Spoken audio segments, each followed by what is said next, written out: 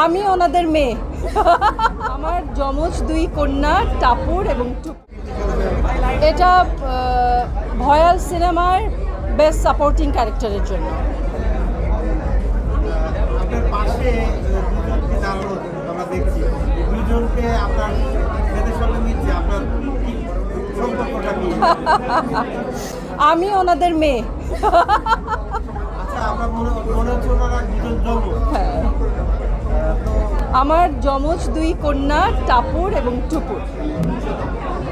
এখন অনেকদিন যাবৎ আপনার কাজ দেখছি না আমরা, এখন আসলে কি কাজের কোনো অফার পাইছেন কিংবা অনেকদিন ধরে আমার কাজ দেখছেন না, তাহলে তো কাজই দেখেন না ভাইয়া।